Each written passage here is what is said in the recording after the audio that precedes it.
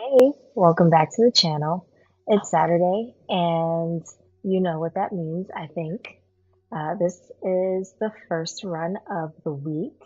Now, if you're new here, you might be wondering why I look so cozy, why I look so rested, so refreshed.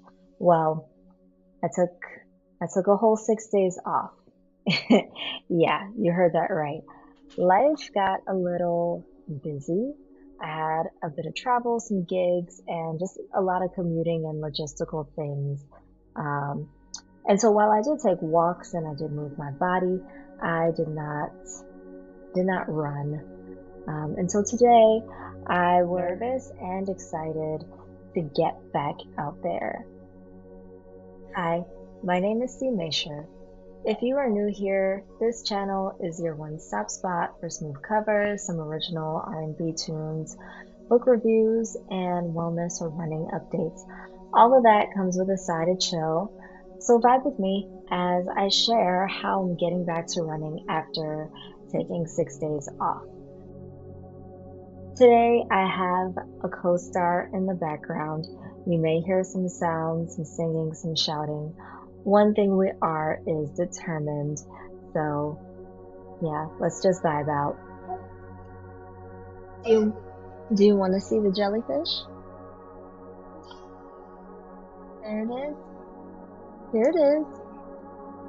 You want to see that? There you go. Thank you.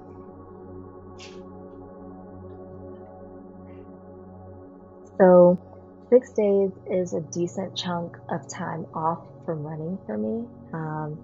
I definitely expected a little stiffness and maybe feeling a tad out of breath earlier than usual in the run. Today, my main goal was not about pace. I really just wanted to get my legs moving again and enjoy being back on the trail. And I was curious to see how my body would respond. Wanted to know if I felt like I lost any fitness, would my legs feel heavier? I guessed the first mile would be the toughest, and then the last mile would be even tougher, especially since I was running with the baby in the stroller. All right, so 1 mile in the books, and then my in-ear guide tells me it took about 11 and a half minutes. At this point, I definitely feel my legs waking up. I feel like my breathing is all right, and I feel like I'm hitting a good, sustainable stride. At the first turnaround point, which is a little over a mile, I know that I'm doing well since I'm feeling more in the groove. I still feel like I'm taking it easy and listening to my body. And at this point, I'm listening to a mix of songs that I want to cover. And these are a bit more low tempo, so I feel myself keeping in rhythm with the music that feels good and not rushed. And I'm also loving that the baby's sleeping during this first mile and the air is cool, so I'm not getting too hot. And even though I feel like I can feel myself working, I wasn't getting distracted by the temperature. Something else that I really liked about, this first mile in the run is that it was so quiet and reassuring to notice that all the runners are running at their own pace. And I appreciate this reminder to literally take the next mile, the next challenge, the next task, a step at a time. And that's one of the things that I missed the most during my break was just that tangible and literal reminder to take things a step at a time. So before I know it, I hit 2 miles down, and by this point, I'm listening to Renaissance, and subconsciously, I'm running on beat. My in-ear guide tells me that I've done a negative split, and I feel myself like, okay, great, I'm maintaining the pace, even though that was not my focus at the start of this run. Um, this feels like it's turned into a tempo run, and I wasn't expecting that, but then I felt happy, I felt accomplished and excited to keep moving to this groove.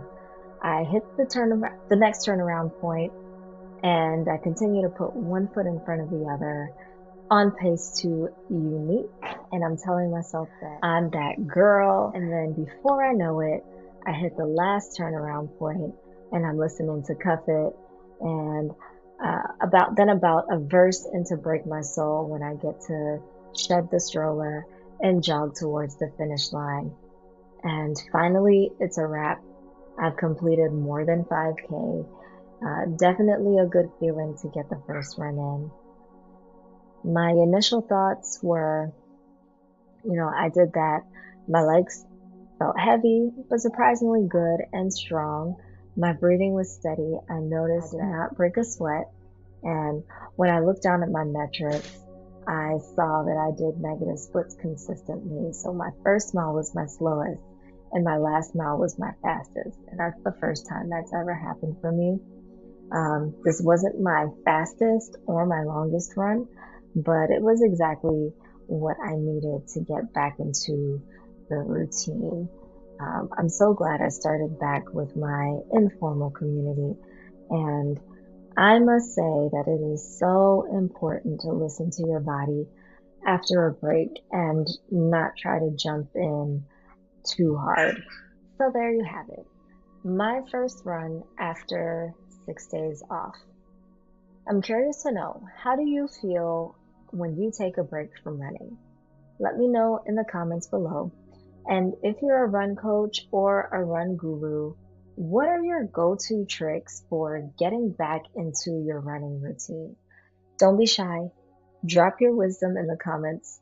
And if you can relate to the post-break struggle, or you're even just getting started, hit that thumbs up and subscribe for more run vlogs. Thanks for joining me, and I'll see you in the next one.